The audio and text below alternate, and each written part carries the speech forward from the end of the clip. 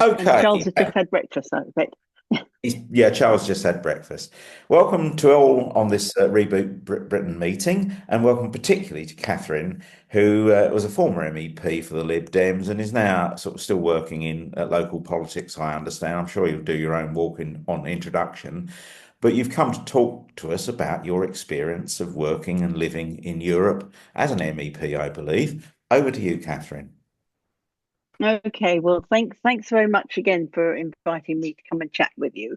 Um, I thought what I would do is tell you who I am, what I am, how I got into politics, and why I went to the European Parliament, and a bit about what I achieved and what was possible to achieve in the European Parliament, and a bit about the Parliament itself. So I will start with who I am.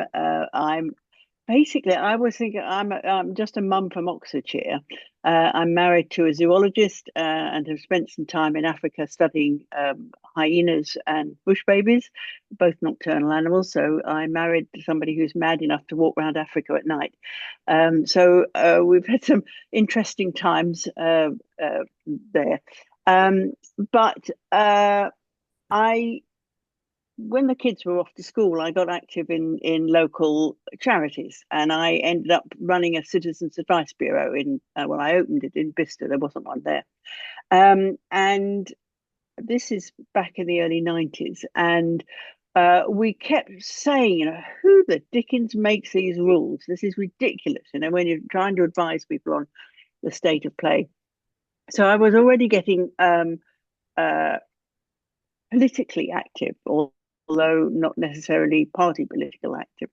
And when I left there, somebody asked me if I would stand as a candidate for the local district council elections. And the conversation went something along the lines of, Catherine, look, there is no chance you're going to get elected. This is the Tory area. And we just need a name on the ballot paper. So I said, oh, okay, all right. And blow me down if I didn't get myself elected. So very quickly after I'd left the CAB, I found myself on the district council, and I found I enjoyed being on a council and being able to do things for people and being involved in the development of policy locally. However, being married to a zoologist, one of my big drivers is the environment. And I realize that this is not where the big decisions are made at district council. You're actually implementing policy that's been made somewhere else. So another cycle of elections come around, and I thought, no, I'm going to go for county council. And in '97, they were looking for a candidate for Banbury. And we had advertised 3 times with the Lib Dems for a candidate for Banbury, and nobody had applied to be our candidate. So I said in the end, oh, well, I'll do it, with a few months to go before the general election. And then again, I found I actually enjoyed being the candidate. Every team has to have somebody at the front that is willing to put on a smile and stand up and speak. Whereas, behind every candidate, there's hundreds of people stuffing envelopes and delivering leaflets and writing and making phone calls and things. So, but I realized that I needed more experience. So I got on to the county council. Again, this is not where the decisions are being made. We're just implementing somebody else's decisions. And I thought, actually, they were then looking for candidates for the European elections in '99. That was the first one where we had PR, sort of PR, where we had a list system. So I thought, well, I'll put my name forward. No chance of getting elected. I will just as a way of training myself, really. Um, and I found the more I found out about it, the more I thought, hang on a minute, this is actually more sensible to go to the European Parliament. Environmental issues, you cannot solve environmental issues locally, and it's an international issue. We've got to work across borders. The migrating birds don't come with passports, and the sea is doesn't care where it's swilling around. It's all international. The other issue that I had that I'd come across when I was at the CAB is human trafficking. Again, it's an international issue. It's not going to be solved at council level. It's not going to be solved in Westminster. It's going to be solved working internationally across borders. So the more I found out about European politics. The more I thought, hang on, this is where I want to go. And so I started to focus my attention, and I did actually run for Henley in 2001 against Boris. But my focus by then was on European elections. They only come around every 5 years. The first time I stood, I was number 9, I think, on a list of 10. And we worked out like we just needed 87% of the vote, and I would have got elected. So, it's a tough old task, being a candidate, because every 5 years it comes around again. You have to go in front of all the local members and get selected a little bit higher up the list. And so we continued to do that and to campaign. And the region that I stood in is the southeast region, which went from Banbury, Milton Keynes up in the north, right the way down the Oxfordshire, Hampshire border, down including the Isle of Wight, and everything east of that to Kent, and everything that wasn't London in that big L-shaped piece of the UK. It included 3 of the biggest ports in the UK. One of the biggest airports, Gatwick. Heathrow was not in my region, but so many of my constituents worked there, and 2/3 of the M25. So it was a big region, probably the biggest generator of wealth in the country. People say London possibly is of actual wealth, but the people who live in the southeast region are the people who generate that wealth. But it has areas of huge deprivation. Some places around Southampton and Portsmouth, the Medway towns are very challenged financially and socially. But then we have the M4 corridor, where you've got Bracknell, Oxford, and Guildford, where huge innovation and scientific work is going on. And Surrey, somebody was from Surrey, is the county with the most trees in the country. So, and possibly the most horses, I think. So it was a very diverse region, and I used to get around it in between elections for 3 election cycles, till I finally got myself elected in 2009. I was first elected. And so there was a lot of work behind that. Having found myself in the parliament, I'd spent so much time working on being a candidate. I hadn't really worked out what happened when you got elected. And so that was a baptism of fire. Nobody tells you what to do when you're elected. You're supposed to be the automatic MEP. And so it was quite a baptism of fire. I was first in my first term.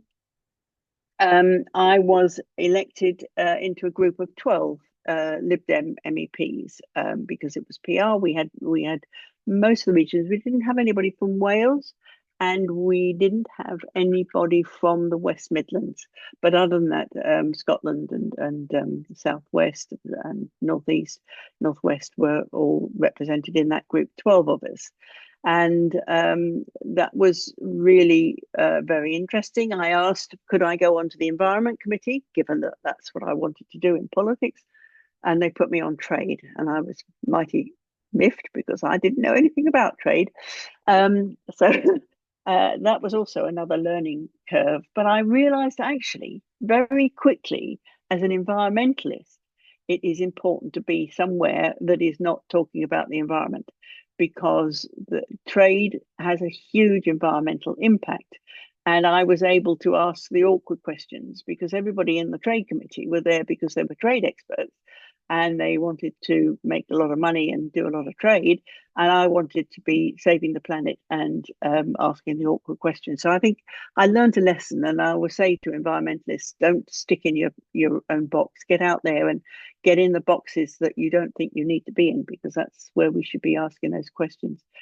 The first term, I spent most of the time working on, I was also on the Women's and Equality Committee on human trafficking, and I wrote the report, the response to 5 years after the Human Trafficking Directive.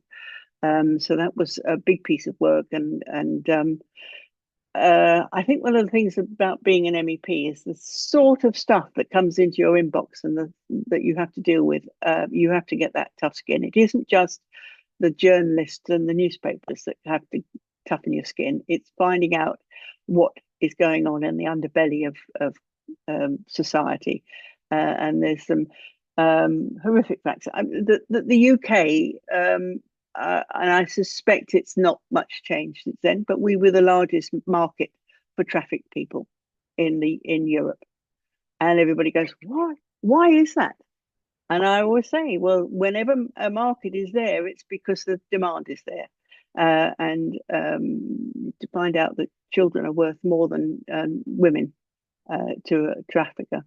So children, the trafficking of children is huge and still continues. And if you get young girls, then you can, as soon as they're old enough, you can get them to have babies, and then you've got more babies. It's a free one. There's some awful things that go on. Anyway, but in my first term, I spent a lot of time on that. But I was also um, every MEP is put on an overseas delegation, and some spend more time on those than others. And there are cooperative delegations going all around the world from the European Parliament. And then there is the one that I was put on was the African, Caribbean, and Pacific Joint Parliamentary Assembly. So twice a year we held a parliamentary assembly with MPs from those really what the poorest of the poor is what they called them, the African countries that were not South Africa had its own delegation, but it was also in ACP. The African countries, Sub-Saharan Africa, the Caribbean and the South Pacific, those very small island states down there. And so we had a lot of travel to do, going around visiting these countries. We would go once a year to an assembly in a host state. And then they would all come to Brussels, but then there were committee meetings in those assemblies and working on that. And there I could get on working on the environment. I think the first report that I did in the ACP was when we were talking about sustainability of food. And a lot of the African countries count the farming as they're finding out how much food they produce.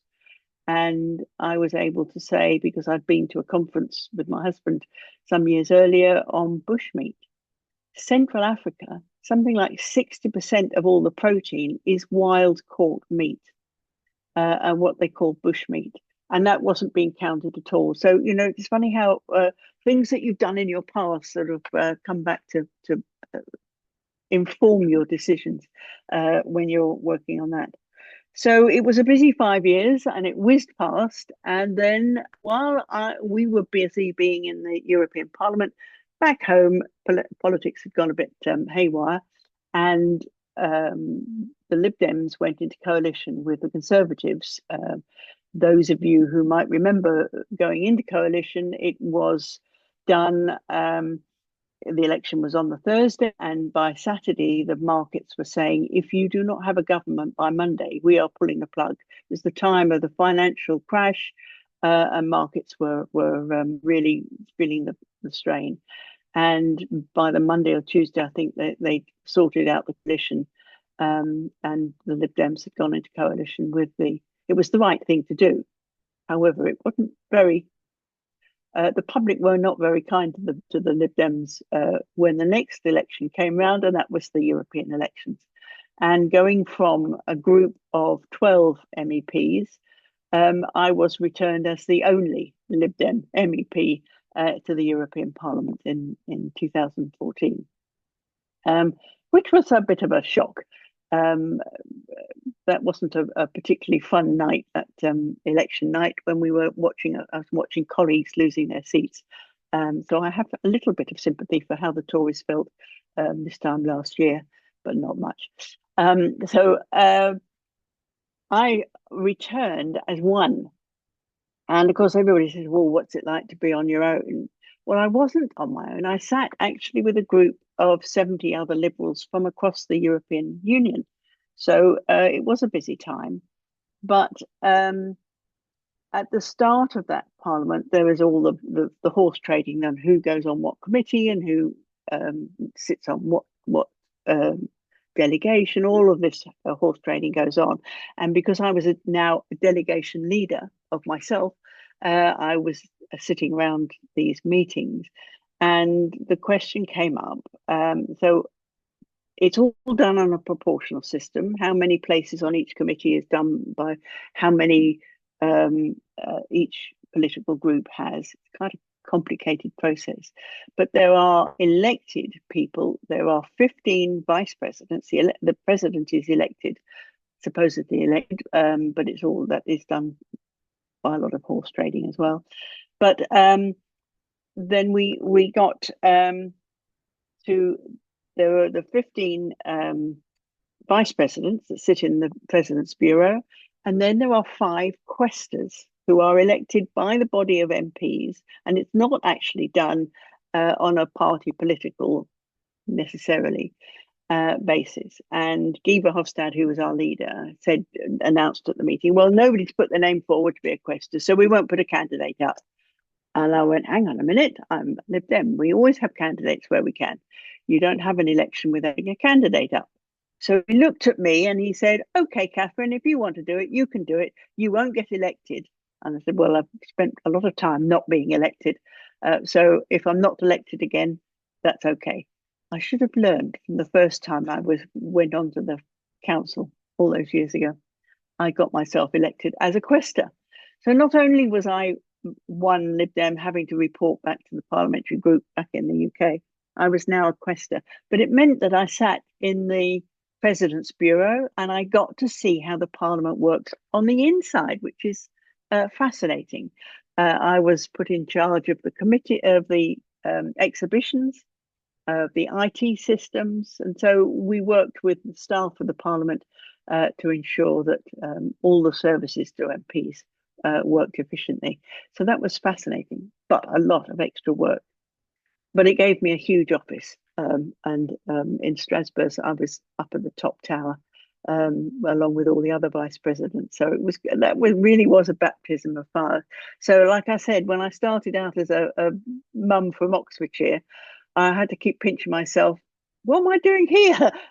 But organising the parliament and sitting with all these important politicians, as I used to think they were important. And then I realised, of course, that they're just like me, trying to find out what they're supposed to be doing and making the best that they can. So having gone, I was still on the ACP and doing a lot of work with that, and as a quester, and then we had after the coalition, David Cameron came in, and he called for the referendum, and so I also was now heading the referendum campaign for the Lib Dems. So I not quite sure. When I look back, I can't imagine how I managed to do it all and get round and be everywhere. So that my second term was I think I had wheels on the bottom of my feet. I was just either in a hotel room, on a train, or fast asleep somewhere, propped up in the corner. But I managed to get hold of get the committee, the Environment Committee, to give me the report. We had been pushing the commissioner, the Environment Commissioner, to come forward with an action plan for wildlife globally. The European Union has an enormous footprint, and we said, we must be more serious and more sensible about wildlife crime, the trade in wildlife, and our impact. And when it was Van Rompuy, wasn't it? Came in, wasn't him? Can't remember the name of the commission, but he put the Maltese commissioner in charge of environment. Now, he had been the tourist minister in Malta. I mean, a tough job. If you live on an island in the Mediterranean, being the tourist minister is not going to be a big job. But anyway, he had the environment for in the commission, and he really was out of his depth. They were still shooting migrating birds in Malta, and he wasn't taking action against that. So we decided we would actually uh, offer him our help in getting forward a wildlife action plan, and convinced him that it would be a good thing to do. And so we did a lot of work on that and managed to get the commission to come forward with a wildlife action plan. And I handled the report in the Parliament, and that was really I think one of the things I'm proudest of that we managed to get that through, and that's made a huge difference globally to the how we look at that, and getting wildlife crime actually considered as a serious organized crime, and therefore it gets the funding through Europol, and uh, um, and that's had a huge effect globally. Um, and then the third term, so we lost the Brexit referendum, and then we were going to leave. You remember we were going to leave in March. I gave up my flat. We gave all my staff notice to leave, and then we didn't leave. We were now going to. Theresa May said, "No, we're going to have to run the European elections again," and so we hit the ground running with loads of candidates. We had the best slogan we've ever had, which was "Stop Brexit." And on the back of our manifesto, those of you who saw the back of our manifesto actually said bollocks to Brexit, so we had T-shirts made with that, and bollocks to Brexit was on the back. So that was a really good fun. I realised something was happening in that election. I came back from Reading on the train, and I'd got my bag next to me on the seat, posters in there, and the tea lady on the train said, "Can I have some of your posters? I want to put them up." And then I was just astonished at that. And then I got in the taxi back from the station, and the taxi driver wanted posters as well. And you think, oh, this is really interesting. And we came back with 16 Lib Dem MEPs, so going from 12 to 1 to 16, and one from Northern Ireland, the Alliance candidate. She sat with us as well, and that was the most amazing. We were the second largest political group delegation in the Parliament. The largest, unfortunately, was Reform, but so we really took the Parliament by storm. So it was short-lived. We didn't manage to get very much done. Some of them did get some work done, and do some visits, but not an awful lot before we left in January. And I think for me, the Parliament, of course, is the representatives of the people. We were never there as representatives of the government. The government has got their voice in the council, in the European Council. The Commission is, of course, the bureaucrats. They're the people who do the work that is directed by the Parliament and the Council. We have co-decision powers on everything except budgets. And it is a really interesting forum to sit.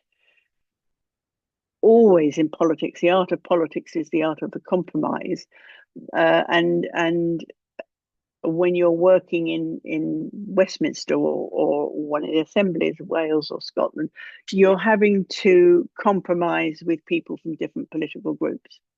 In the European Parliament, you have not only different political groupings, you have different countries, different customs, different languages, different whole way of looking at things, different religions, and having to sort of work with those is an amazing way of working. And it has been hugely successful over 40 years, building legislation and cooperation between countries, taking in those 15 countries, the 15 from Soviet bloc, and building an organization that is based on rules.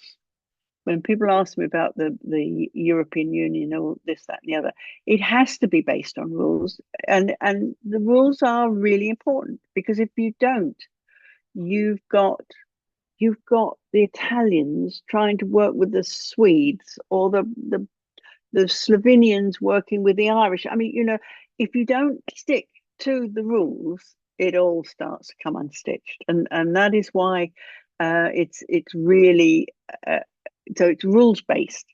And whenever people say, "Oh, well, the European Union, they're trying to do something to Brits," they don't. They're just sticking to the rules, and that's really interesting. So where we are now, though, I feel for the Parliament. The Parliament, soon after we left, went into COVID, so it was a new Parliament. They hadn't had a chance to really meld and get to know everybody and work together and build those coalitions across parties and across countries um, before COVID came in. And that Parliament, I think, never really gelled. And the new Parliament that has just been, well, elected last year, is a very much changed Parliament. It's very right wing. It is very member state oriented.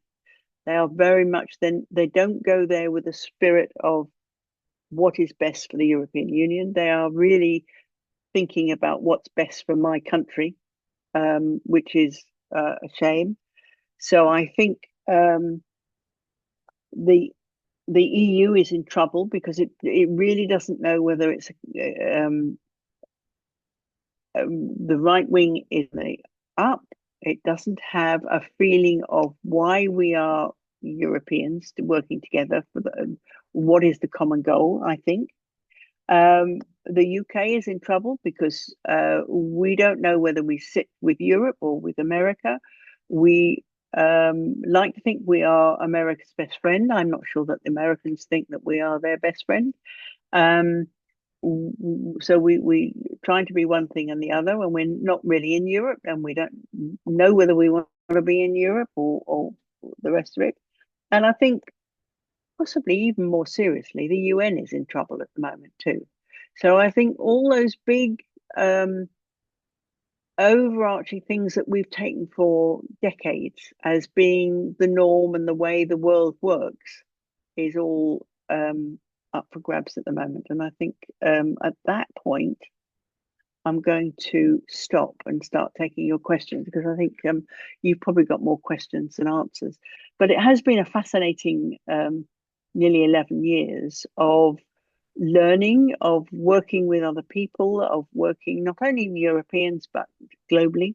Um, I've been to some fascinating places. I've been to Samoa, I've been to Vanuatu, I have been to Ivory Coast and Togo and places I never thought I would ever get to, Addis Ababa and all sorts of places, and met amazing people. Is the planet a better place?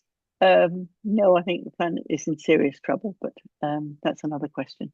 So over to you, over to questions. Well, firstly, Catherine, thank you so much for this. I mean, a lot of the people who come to our meetings know quite a lot about Brexit. What they don't know much about is how the EU Commission, Parliament, and all that works. So actually, that's a very succinct whistle-stop tour. And I hadn't appreciated about the from 16 to 1, 15 to 1, 16. I hadn't known. So there's quite a lot that people don't know about that. So that's Yeah. really good. Couple of side notes before I open it up for questions. I feel partly responsible for bollocks to Brexit insofar we did initiate that on the streets of London. I got arrested in one of the three minis that we used to drive around for the Lib Dems by an angry Essex policeman who said the vehicle was offensive, and I pointed out it was nearly vulgar, as demonstrated by the Sex Pistols in 1977. On a more serious note, uh, people do not understand rules and the EU, and 500 million people, if you let them have reforms rules, which are really my rules, PLC, you can't do it mhm, by country, by person, because I talk to lots of reform types and they go, I want this. I thought, yeah, but there's 500 million people. You have to have yeah, rules of the road for that. The other thing they moan about is entropy, the speed of decisions by the EU. If you're trying to do something for 500 million people, you'd better be jolly yeah. careful. That's the downside. Yeah, it's a reasonable. That is always the downside. I mean, it's the downside of politics generally. If you're in democracy, you have to take in people's views and work. yeah, and especially times of AI and the speed things are changing. It is very difficult to see how politics is going to keep up because politicians are generalists. They're not very few of them as experts in any But particular one thing. I, I I used to believe say I was actually, the I, the I believe that entropy is a strength actually, because you reach wise decision, which reach yeah 97%. you have you have better decisions, but the way the world is working at the moment, it's a bit slow, and I don't know how you um yeah And my it's final point before I open it up is married to a zoologist. I used to be a chemist, and and a lot of people who work in sort of biology, particularly biology and zoology, are systemic thinkers. And you pointed out graphically why making, anything you want to do that's important has to be the level for it is international. Yeah. yeah. So over to questions. Questions from anyone, either on the chat or preferably if you'll speak them, please do if you don't feel too shy. Yeah, I And haven't just looked at stick them. your hand up or unmute. John from somewhere starts because he's got lots. Go on, John. Oh, John's got five already. So if you got time for all five, let me know. But if not, no, I'll hand it over to somebody else. Now, Meter out half of them, John, all and then right, have another go at you later on. Go on. right, 2.5 questions then. Is Yeah, that okay? that's right. Yeah. Yeah. Right. So, question number one. How is it, do you feel? I'm sorry, I don't know if you've still got contacts in the EU Parliament. How do you feel they look upon the UK right now? Mhm. And your second one? Okay. Oh, you want the second one? Let's have two. I think. Yeah, give it a second. Yeah, I might run them in together. Oh, Second one. okay, right, okay. What is the most obvious agreement that we could come to at very little cost to the UK that we're just not seeing, that we should possibly enter into, that's just there for the taking? Right, we'll quit at Okay. two at the moment, John. Okay. If two and a half is asked by someone else, then we'll do that. If not, we'll come back for another couple in a few minutes. Go ahead, John. How do they? Okay. How do they see the UK? Most of the internationalists are despair the fact that we've gone. I have friends and colleagues in the Parliament who say it is a weaker Parliament without us there. The Brits, not just because we speak English, but we are much better at parliamentary debates and democracy um, than a lot of the others. I mean, not exclusively, but we were big. There were 74 MEPs from the UK. There was a big chunk of MEPs, and from most parties, I mean, even Farage could debate pretty well. What he said was complete tosh, but he said it in a way that was uh, respectful and they say that the Brits brought pragmatism and a way of clear thinking that is now missing. So they say that's a shame. That they also say the language is going down the about, and we're turning into Bringlish and Fringlish and. I've noticed even a friend of mine when he texts me and it's not in English any longer, and yeah, so that's a shame. But what they there is a lack of trust. What they are worried about is that maybe they did wonder if Starmer was going to come in and say, "Oh, please, can we go back in now?" And they're very concerned that they don't have the Brits coming in and going out and coming in and going out, and that's setting a precedent. So there is a lot of trust that has to be built up institutionally. So apart from the effect on the Parliament, there is that institutional trust. I did have a conversation with one of the lawyers, I think, from the Commission. This is before Brexit, And he said, "Oh, well, you know, you live in a democracy." And I said, "Well, I don't actually feel I live in a democracy." And he said, "Oh, what do you mean?" And I said, "Well," and I went through, you know, the fact that we've got first past the post. We have a chamber of 800 people who are politically appointed and there for life, and I went through all the rest of it, and he said, "Well, that's interesting." He said, "You wouldn't be allowed in the European Union now with those sorts of criteria." So there is a lot of, you know, if we go back in, or when we go back in, should I say, we are going to have to conform to at least the majority of the Copenhagen criteria. We're going to have to accept that we will eventually join the euro. We are going to have to accept that we will conform with an electoral system, and that we have free press, and that, you know, all of the stuff that is in the Copenhagen criteria for a new member coming in, we're going to have to do that. So I think we are going to have to change before we manage to convince the Europeans that we are now worthy of coming back in again, and we're not just going to be there grumbling as we did for the last 40 years on everything. Um, what would be the quickest and easiest thing that we could tick off? Well, there's one, and they're fiddling around with it, but I don't get, and I don't know your political alliances in the room here, but I don't get why they are so nervous about saying yes, we will have a youth mobility scheme. I think it's because they've got reform breathing down the back of their necks. Um, there was one, the youth exchange scheme. I think that Keir said that he would quite like. And I thought, oh, yes, I know why he's calling it that, not the mobility scheme, which is the normal name for it. Is because he wants to say yes, a youth exchange scheme. The initials come out as yes.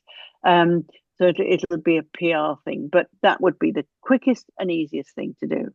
And it doesn't mean open door to migration or anything else. It means that our young people will have an opportunity to travel and work across Europe, and they will come, and likewise in the UK. The other thing, of course, would be so easy to do, is the customs union. Turkey is in the customs union. And when I say that to people and they go, "What? I didn't know Turkey was in the customs union." Why can't we be in the customs union? That doesn't mean to say that we are members. Doesn't mean to say we are joining again. It just means life is so much easier for our exporters and importers. It sort of messes up the Windsor Agreement, but those are two things that we could tick immediately Okay. and would make life a lot easier and improve our economy. I think I'm moving on Okay. to Jason in a moment and then Clara. To Somebody's answer hand up. your embedded question about what political alliances or affiliations we have none, Catherine. We believe that Okay. we're of I all can't believe that, types. but yeah. I say we're of all Everybody. types. We haven't got a Nigel in here, I'm afraid. But Good. I'm we glad to hear about we haven't really. But that. we aren't party political is one thing to say. But Jason has a question. Okay, good. Yeah, I'm a Liberal Democrat as well, by the way, but it doesn't Yeah. influence these meetings. No, no, Um, no, no. yeah, just a bit of a question, really. One of the things that has always struck me about the EU and the structure you've talked about, and the main thing being that the method of electing MEPs, when we elected MEPs, was very democratic way compared to first past the post, or at least as Yeah. in recent times, as long as Better. I've been aware of it. Um, in your opinion, do you think that the drive from the right to get us out of the European Union was motivated by the fact that well, obviously, firstly, didn't want to share sovereignty, as they put it, with 27 other countries, but secondly, because they never succeeded because of the method of election in getting as much representation as more social democratic parties such as ourselves and Labour and parties more to the left. Um, I No, I don't think that was a driver against Brexit. I think Brexit was a thing that they could just grab hold of, that they realised that nobody really knows much about how the European Union worked, and they played on that. Mhm. In the same way as now, that was why it's such a shock for them to actually win the referendum, because they didn't quite know what they'd done, um, or what to do with it. But at the moment, so now we don't have Brexit as the right wing's totem. They are picking on immigrants, and that dog whistle about immigration. We desperately need immigration into this Mhm. country. We are desperately short of skills. We are desperately short of young people. We're an aging population. Well, I mean, same for Europe as well. And yet the right will use migrants as the bogeyman that if you ask the man in the street what's the percentage of immigrants in this country, they'll say about 20-25, and it's sort of 2-3% of the population.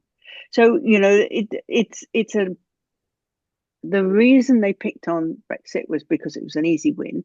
Nigel could get into the European Parliament because we had a PR system, and it was just an easy thing to scare people with.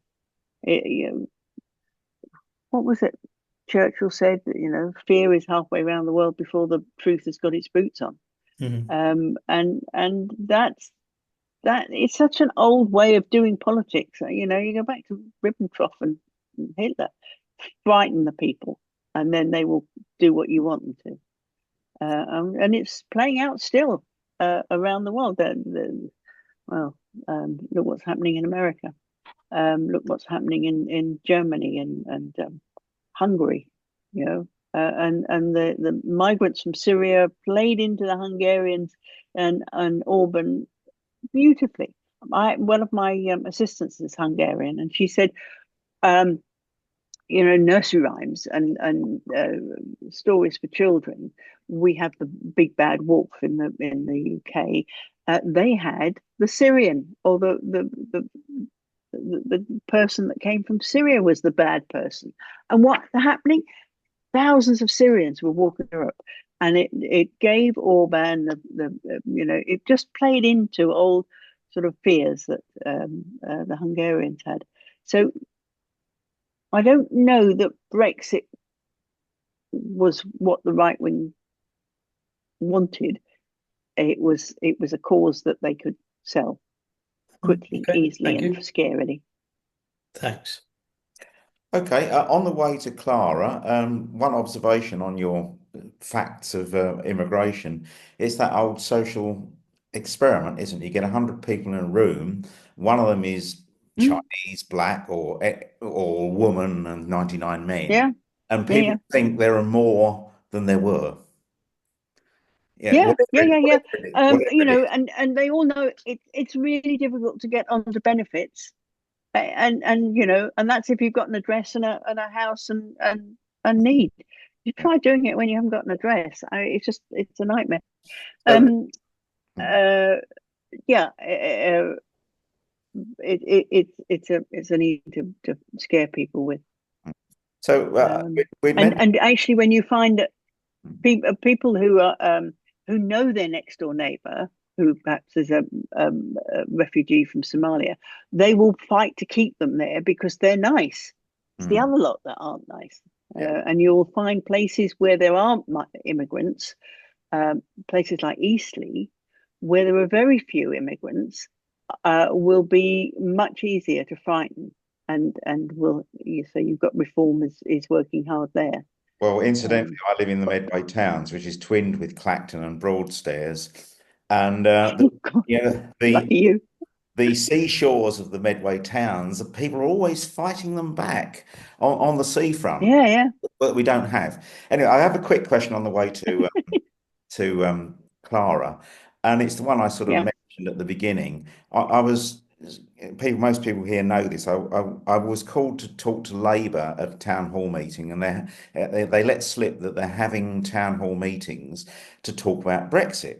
The surprising fact was that nobody from the other side turned up to defend it, and one person was quite annoyed that nobody had turned up to defend it. It wasn't that I'd been selectively invited; I'd put my hand up to do it, but no one will defend it, and it was therefore an embarrassment to the one person that went there hoping to hear the glorious benefits. But Labour Yeah. are up to something, and these are people in Stella Creasy's Labour in Europe group.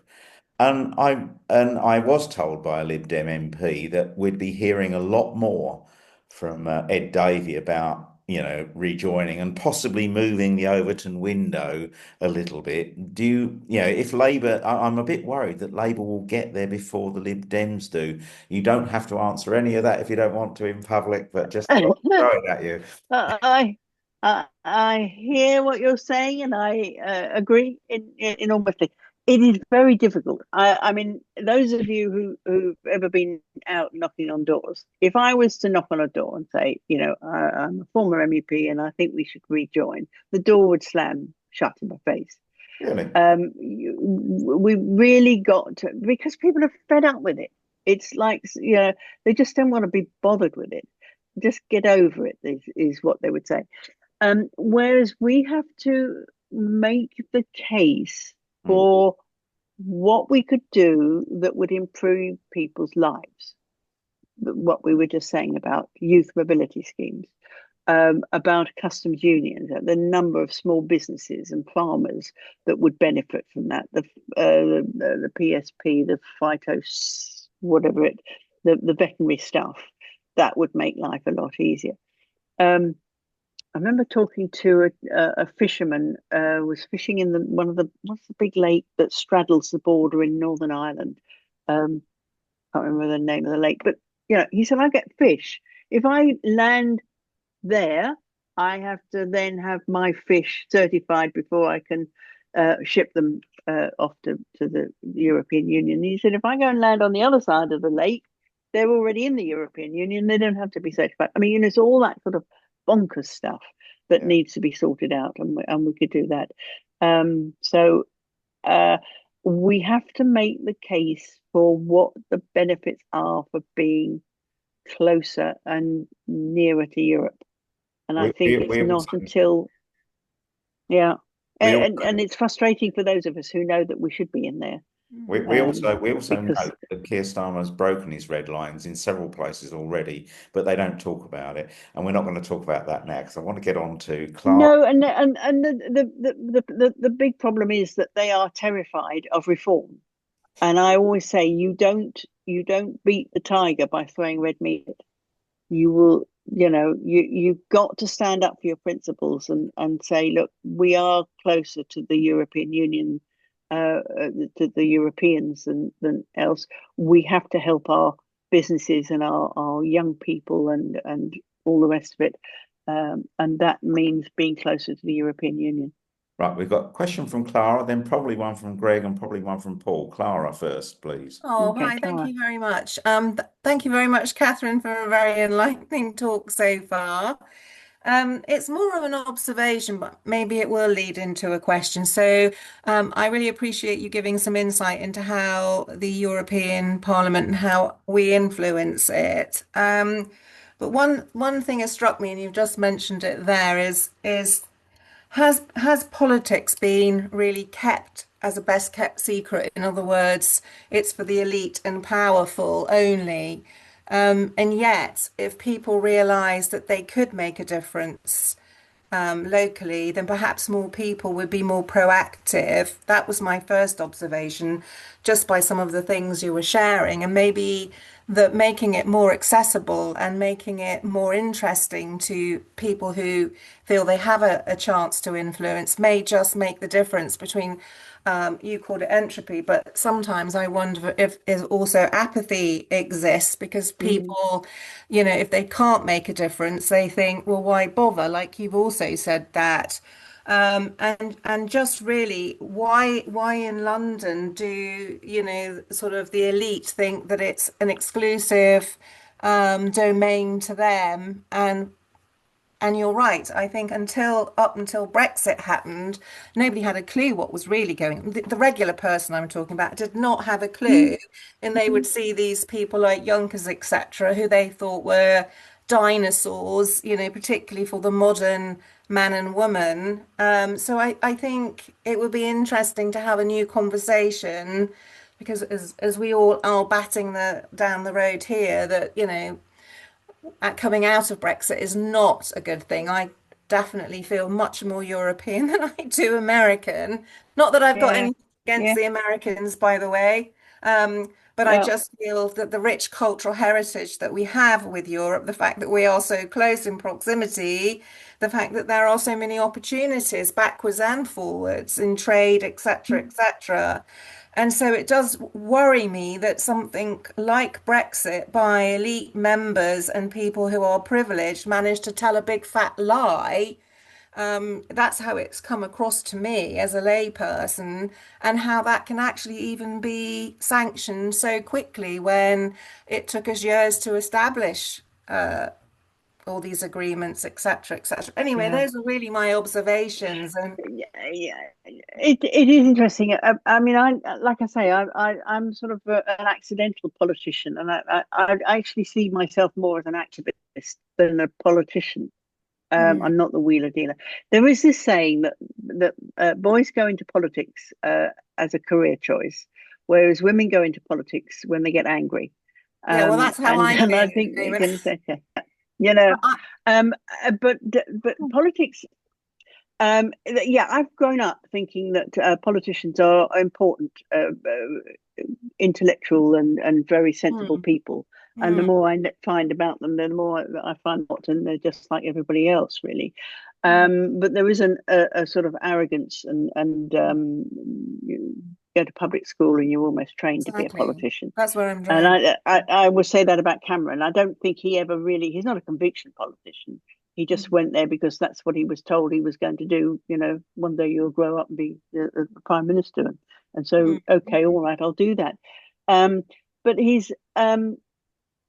but added on to that, not only are women more reticent at coming forward, but politics is getting dirtier and dirtier, and it's So and I it's really agree. tough now. Yeah. You put your head above the parapet, and somebody on Twitter will scream you down, or Mm.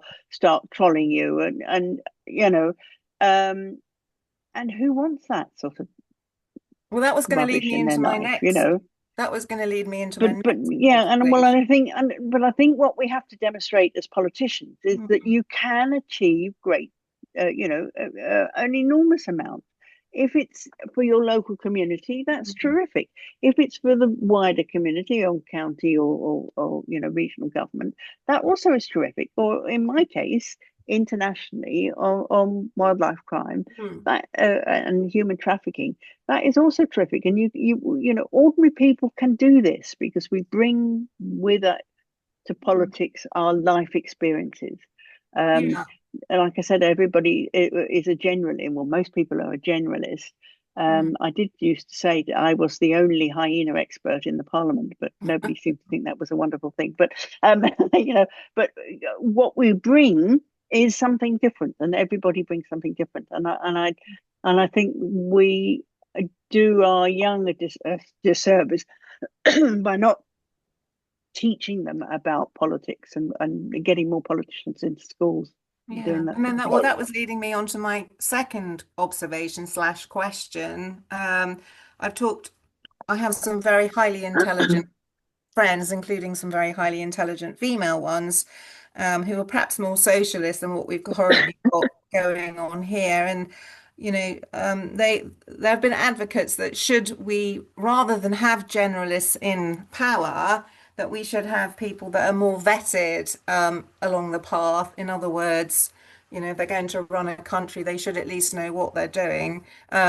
Some of the people at the moment in the Labour Party don't appear, that's just my opinion, to have those qualifications. But also, something you said earlier struck me is that um, there is a feeling that some of the people in politics are going into politics so that they can make money or their companies can make money, and that there aren't as many perhaps people like myself who are more activists, who perhaps are a bit more socialist. Not to say I'm totally socialist, but there are things that we should be doing and need, and not Mm. just need, but have to do for our planet, for our people, and that includes trading, that we seem to be overlooking because the corporations seem to be having their say. Not that I'm anti-corporations either, but they seem to have lost touch with, shall we say, the family dynamic, the feminine, children and families, etc., etc. And I feel that is definitely missing from politics. When you see what's going on in the UK at ground level, there's something seriously Yeah, amiss. I, th I think that comes and goes a bit. I mean, I think we've probably moved away a bit from having that um, uh, politicians who want to make it the feather their nest. And one did think that the new government might be more people grounded in their communities, which is why it was such a disappointment when the first two things they've done is take away winter fuel allowance and the PIP. So I think that's has disturbed people more than it would otherwise have done. But yeah, we need to be bringing more people into politics. I would rather have an upper chamber of experts elected Agreed. by their professional bodies that represents the makeup of the country than the House of Lords, Yeah. or even a directly elected chamber. I think but we could talk. That's another subject. No, but So, I do think I agree with that, by the way. I right, think, Clara, yeah, I've got several more Yeah. questions on. yeah, Okay. sorry, I just You got needed more to ask questions? those Okay. things. With your agreement, Catherine, we might we normally finish Yeah. at Sure. 15. But are you okay Thank with you, that? by the way. Right. Yeah. So Yeah. Go do another few more minutes. we've got Paul Cawthorne and Greg. Can we have those two together? And then John from somewhere. Yep. Anything you haven't asked, you could ask it now, and then we'll wrap up, I think. But yes, Paul, please. Okay, I stuck my question. It's maybe not the first time you've heard this question. I've stuck it in the chat, which is it not now the time? It's a question. It's also an opinion, I suppose, to have a full-scale campaign to rejoin the EU, not talking just about resets. Now, one of the things that struck me, there seems to be received wisdom. The received wisdom is Cameron said it would be a generation. So Brexit is awful. 75–80% of people are saying it's been a mistake, etc., and it's going up all the time. But you get to the next question, which is, can we seriously do something about it? The question is, well, no, it's too early. Now, I like to make a historical comparison because in 1975, there was, for the then so-called common market, a massive majority, 2/3, 66, 67% for remaining. But within less than 8 years, a major party, Michael Foot's Labour Party, didn't do very well in the 1983 election, had it in their manifesto to reduce that result. Now, I'm old enough to remember, although I was in my early 20s at the time, that it wasn't such an issue. Okay, if they had gone ahead and left after that, there was no case that people weren't saying that the referendums, you need a generation. But there seems to be a lot of people who are very, very pro EU, very, very strong Remainers, are not strong rejoiners because, oh no, we have to wait a generation. I just wondered, Catherine, what you feel about that, whether we should really start campaigning. And No, I don't. can we have Oh Greg's yeah, the other question. well? Okay. So it's maybe save a bit of time. Greg, please. Yep. Yeah, Speaking on hi, behalf thank of all you. of Northern Ireland, Greg. Yes, Northern Ireland, about 2 miles out of County Donegal. So I'm kind of almost, but not quite on the border that doesn't exist, or one of them anyway. Do you think there's an opportunity for Northern Ireland to flourish in these Brexit times? Paul says a generation is what we're being told. We've got to live. We've got to keep things moving. Is that something that you see as an opportunity, given we've one foot in both camps? That's assuming, of course, that Northern Ireland and the Republic of Ireland don't reunite first. All right. You want me to take those two questions, not a third one? If you don't mind, I don't think we can put an artificial time on when we rejoin, any more than you can say you can put a time on evolution. As a married to a biologist, you will see that things change when they need to.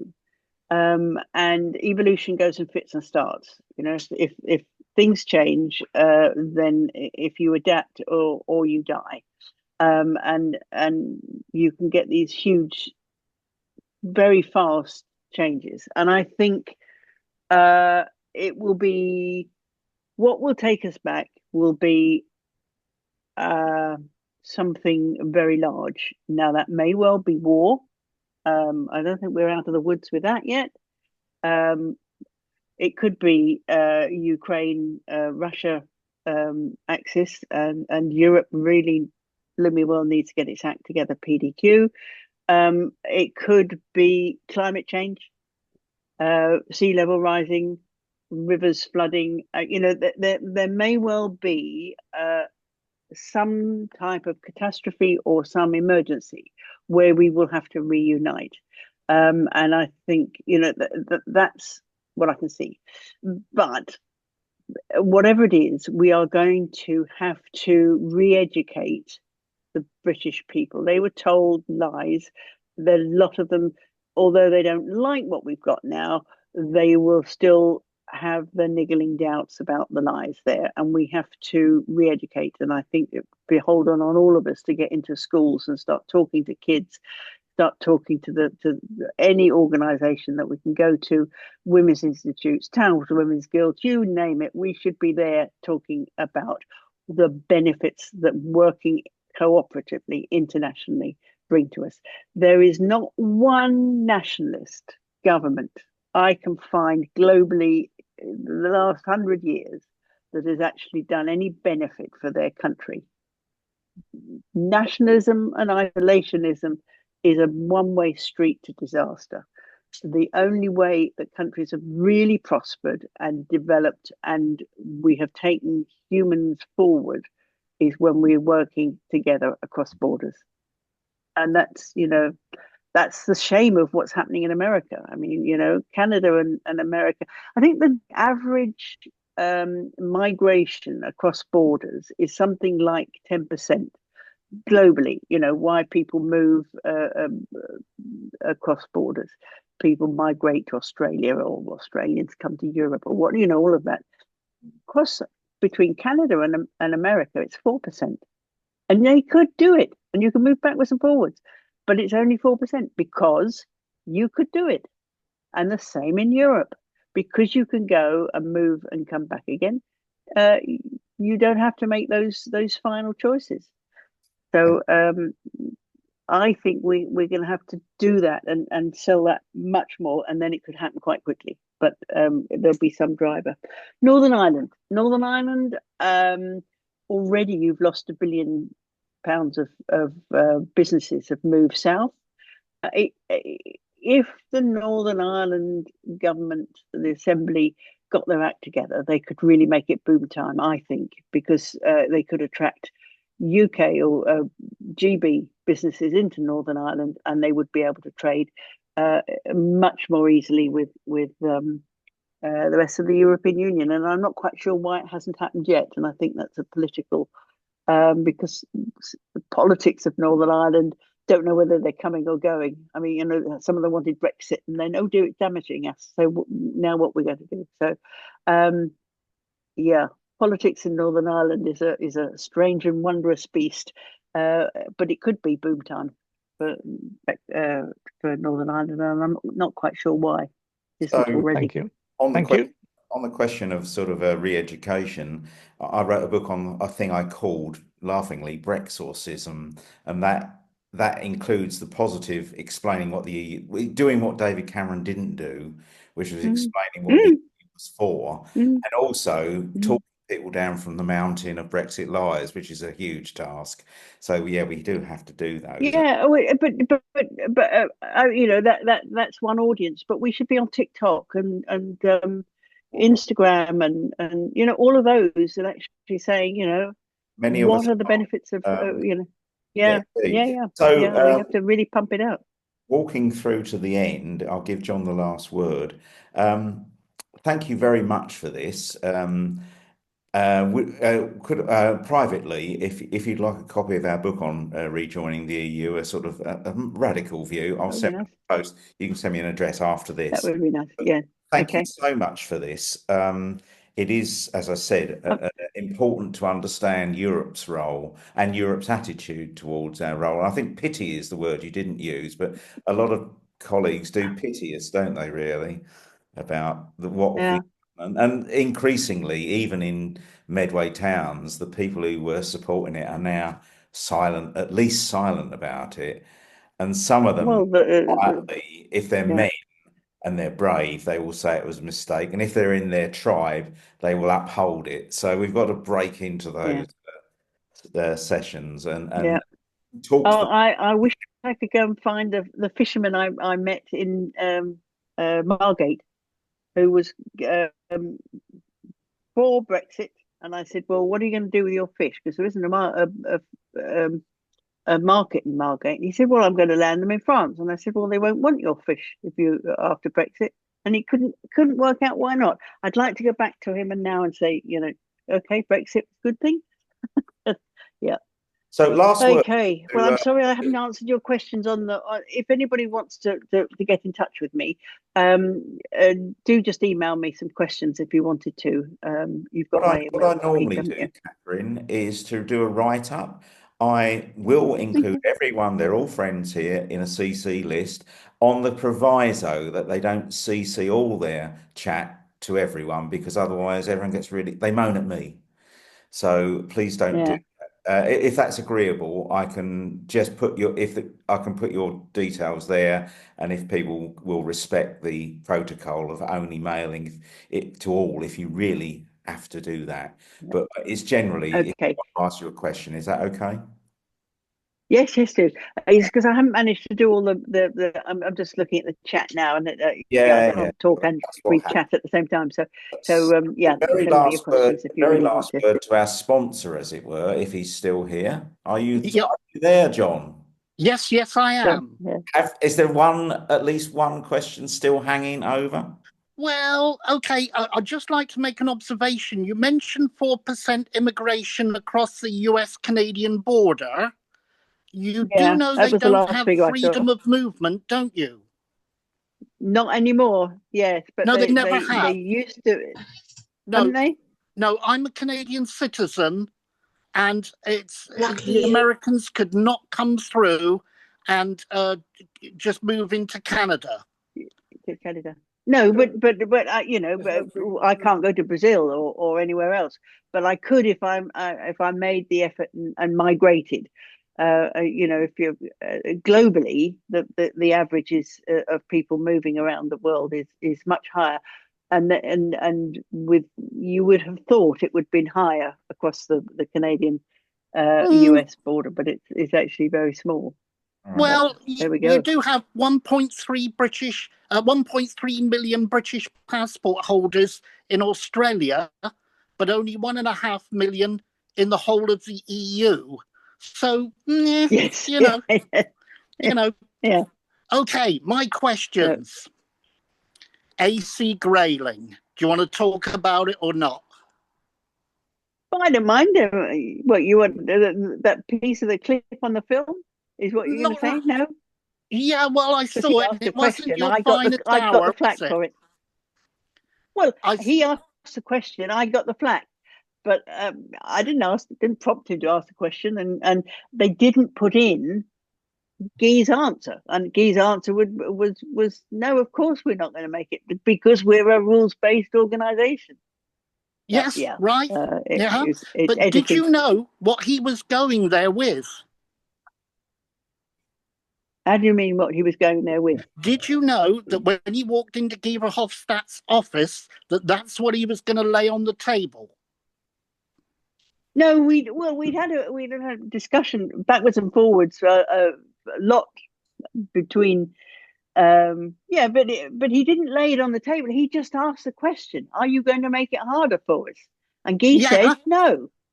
right. But the way that it was edited came out, it sounded something completely different. Well, that So and yeah, and I got that the flack. that's that that's Yeah, I didn't ask a question, he did. Right, that's There we go. question That's fun. 27A, actually. That's the peril. Do you feel you were set up? That's your other half one, yeah. That's the Yeah, peril of so doing I've the seen job that that. you do, really, Catherine, isn't it? That people do Yeah, uh, yeah, cut pieces yeah, away, they chop off stuff, and so on and so forth. I'm yeah, going to end with yeah, no. a thought that I've always said it's a mistake to base your strategy on that of your opponent. So I'm pleased you said that, why are Labour wringing their hands about Nigel rather than facing down the one Yeah, issue he doesn't want to talk about. He said it yeah, twice yeah, in Parliament since he was yeah, elected. He doesn't want to talk yeah. about it. They're obsessed with it. So I think you're Well, absolutely and, right. and Daniel Hannan is still in the Conservative Party as far as I know, but I mean he's more of a Brexiteer than Nigel, and I stood next to him Oh, during the campaign, and he said nobody is saying we should leave a customs union or the single market. That's what he said, when he was campaigning for Brexit, and all his predictions of 5 years on, how the sunny uplands, and now he's writing, this is not the Brexit I wanted. right. We're bang on Yeah. time, about hour and 15. Thank you very much, Catherine. Okay. If we didn't answer everything, particularly to you, John, who put so much hard work in, there is an after show, as it were, via the email. So I will send a note with to the chat usually and some other points. But thank you ever so much for making the time, Catherine, and we'll pop a book in the post as well after all this. Great. I'm going to Okay. end the Well, recording. nice to meet you.